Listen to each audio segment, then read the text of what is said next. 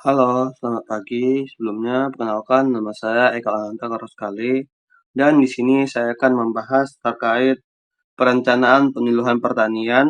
Nah, saya akan membahas beberapa hal terkait perencanaan penyuluhan pertanian, seperti pentingnya perencanaan penyuluhan pertanian terhadap penyuluhan pertanian, komponen-komponen perencanaan penyuluhan pertanian, dan hal-hal lainnya. Nah, kita masuk ke pengertian perencanaan penyuluhan pertanian.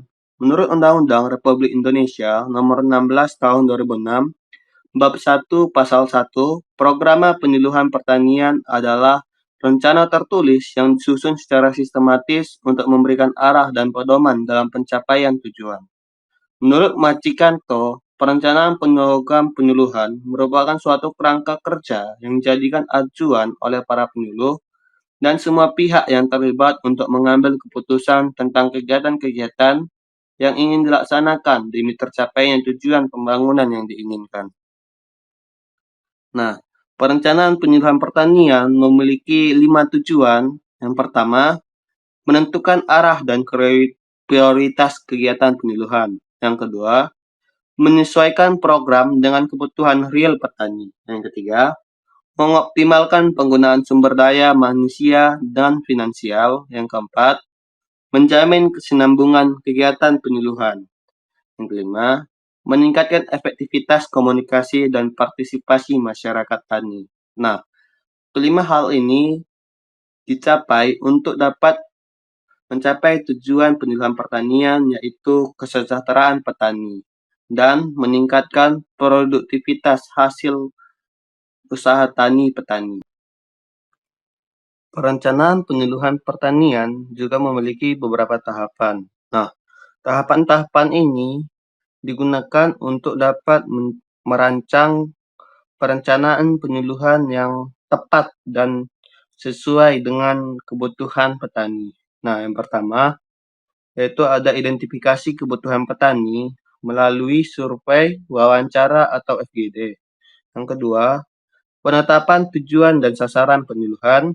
Ketiga, pemilihan metode dan media penyuluhan. Yang keempat, penyusunan jadwal dan rencana kerja. Dan yang terakhir, evaluasi dan revisi rencana. Nah, evaluasi dan revisi rencana ini digunakan untuk dapat melihat bahwa apakah perencanaan penyuluhan pertanian yang dilakukan sudah cukup baik atau tepat untuk petani. Nah, selanjutnya kita akan membahas terkait prinsip perencanaan penyuluhan pertanian.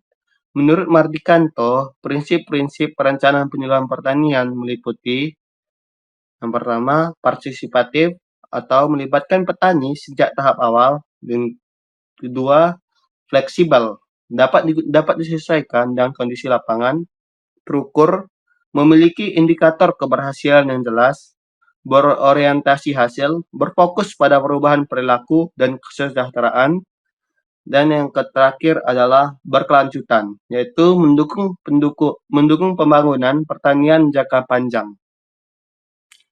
Komponen dalam perencanaan penyuluhan pertanian. Yang pertama yaitu adalah sasaran penyuluhan, yang termasuk adalah petani, kelompok tani, dan kelompok.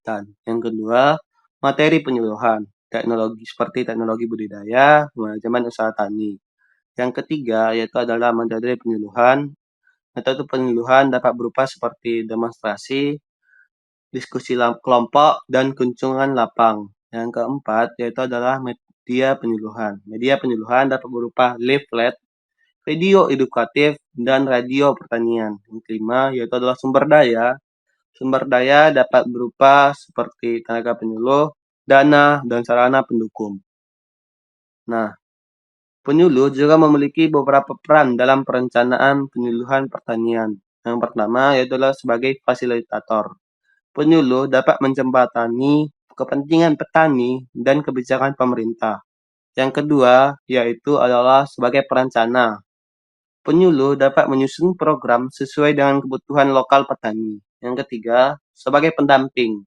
Penyuluh dapat memotivasi petani agar tetap berpartisipasi aktif dalam kegiatan penyuluhan. Yang keempat yaitu sebagai evaluasi dan inovator. Nah, penyuluh dapat memulai keberhasilan serta memperbarui strategi penyuluhan. Nah, penyuluh yang adaptif yang berperan penting dalam menghadapi perubahan iklim dan dinamika pasar. Kesimpulan yang dapat diambil dari materi perencanaan penyuluhan pertanian kali ini adalah perencanaan penyuluhan pertanian adalah proses terstruktur dan partisipatif. Keberhasilan penyuluhan dapat bergantung pada kemampuan penyuluh dalam merancang program yang relevan dengan kebutuhan petani. Diperlukan juga dukungan kolaboratif antara penyuluh, petani, dan pemerintah untuk mewujudkan pembangunan pertanian berkelanjutan. Nah, tanpa perencanaan yang matang, penyuluhan hanya menjadi kegiatan tanpa arah. Nah, baik, dengan sudah disimpulkannya materi kali ini, berakhirlah presentasi saya. Akhir kata, saya ucapkan terima kasih.